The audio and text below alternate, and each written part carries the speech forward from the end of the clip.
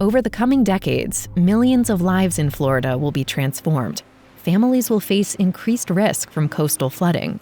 Farmers will grapple with reduced yields from inland heat damage.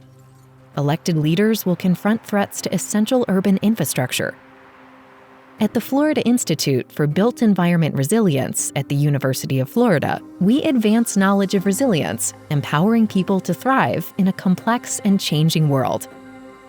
Where I grew up was just on the other side of our western fence. We were usually saddling a horse at daylight, and a lot of times we were unsaddling that horse after dark, but I was in the woods most of my life. Agriculture, being inland, can help solve some of those issues that come along with climate change. There's a group of us agriculturalists that are saying, if we do it right, they're going to stay in business for a long time. We just have to be cognizant and keep those ranches sustainable. I mean, this is really where America started. It's the walking down the streets and feeling like you're centuries back in time. It's magic. We're going to look at 1.5 feet of sea level rise here in the next decade. And it will take a great deal of community and a great deal of imagination. It can manage this. We're still kind of in shock as to what happened with Michael and what it brought on. It brought on a disaster that they wasn't familiar with. For it to happen to you, it was terrifying. When we look back at what was going on prior to Michael here, we had a lot of residents that was blighted already. The railroad tracks was always a separation point, black side of town versus the white side of town, when it should have been a city. And this community can be rebuilt and gain the confidence of the people.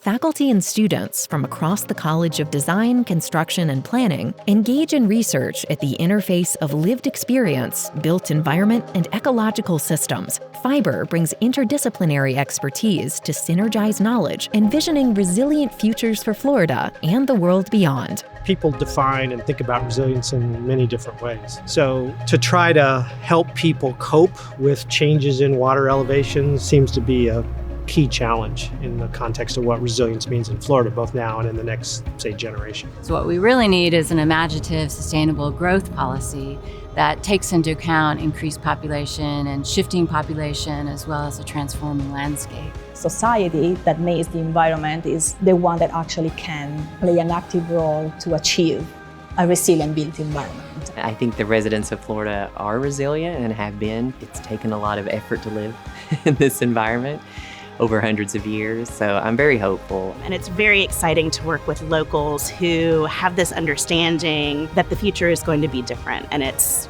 already started. To imagine the future of Florida would be a place where people come here because of the dynamics, not necessarily to escape it, but to live it. I know there's a lot of challenges, but I think we have a great optimism and hope for the future.